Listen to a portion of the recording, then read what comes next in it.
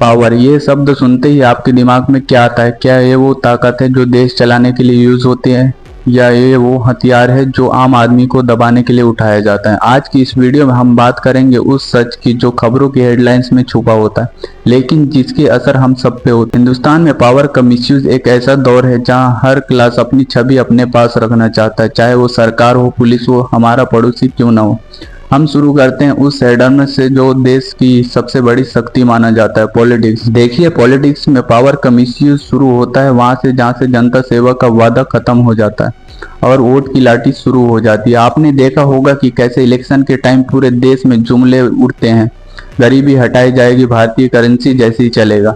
लेकिन चुनाव जीतने के बाद वो जीतने वाला नेता, जिन्हें जनता का सेवक कहना चाहिए, वो बन जाता है एक राजा। उनके लिए पावर का मतलब सिर्फ सड़क और बिजली बनाना नहीं, बल्कि सड़क पर अपने ही परिवार का बंगलो बनवाना होता है। मिसयूज यहाँ नहीं रुकता। थिंक अबाउट कॉन्सेप्ट ऑफ आया राम गया राम। देखा होगा आपने कैसे एक नेता एक पार्टी से लड़ता है, दूसरी पार्टी का गाना गाता है और तीसरी पार्टी में मिनिस्टर बन जाता है। क्या ये पावर का यूज नहीं है?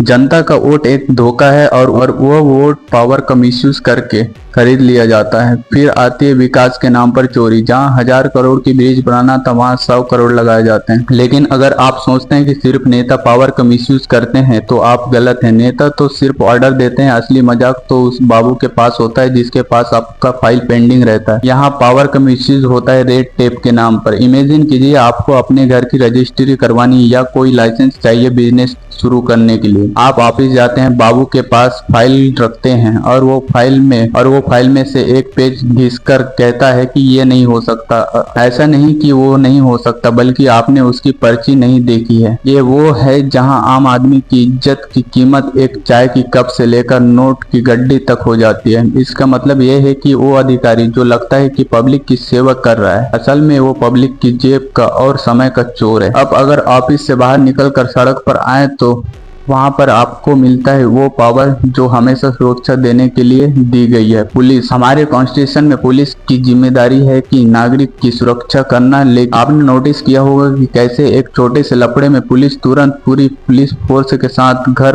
पहुंच जाती है जब उसके सामने कोई पावरफुल बंदा खड़ा हो। साइबर फ्रॉड में आपकी कंप्लेंट 1 साल से पेंडिंग रहती है, लेकिन एक बड़े व्यक्ति के फोन पर पुलिस इतनी एक्टिव हो जाता है कि वो 24 घंटे में काम हो जाता है। क्या ये पुलिस की शक्ति है या हुकूमत की दर्जे की शक्ति की गलत इस्तेमाल है? पर ये सिलसिला वहां नहीं रुकता। जब पॉलिटिकल पावर और ब्यूरोक्रेटिक पावर मिल जाती है तो उसका निकलता है कॉर्पोरेट पावर। हिंदुस्तान में देखिए कैसे बड़े बिजनेसमैन, टाइकून्स अपनी पैसे की ताकत से दुनिया पलट लेते हैं। एक किसान अगर 10,000 रुपए का लोन नहीं चुकाता तो बैंक उसका जमीन कब्जा कर लेता है, उसके परिवार को सड़क पर धकेल देता है। लेकिन एक बड़ा बिजनेसमैन हाउस के नाम पर 1000 करोड़ का लोन ले और उधार ना चुकाए तो बैंक वाले उसे एनपीए बोलकर माफ कर देते हैं। वो टाइकून देश छोड़कर भाग जाते हैं और हमारा सिस्टम हाथ मलते रहते हैं। क्या ये पोजीशन की पावर का मिसयूज नहीं है, जहां एक के पेट में खाना नहीं और दूसरे के पास हवाई जहाज की मंडी है? ये इनक्वालिटी पावर के मिसयूज से पैदा होती है। जहां कानून गरीबों के लिए कांटा होता है, वहीं कानून अमीरों के लिए छतरी बन जाता है। और इस सब के बीच हमारी आवाज जो कहती है कि हम सच बोलेंगे, वो भी बिल्कुल ना बिल्कुल सी हो गई है। मैं बोल रहा हूँ मीडिया की बात। आजकल मीडिया का काम सच दिखाना ही, बल्कि वो सच दिखाना है जो उनके मालिक को पसंद है। पेड न्यूज और फेक न्यूज, ये दो शब्द हैं जो नींद उड़ा देते हैं। एक न्यूज चैनल को देखिए, अगर वो एक नेता को सपोर्ट करता है तो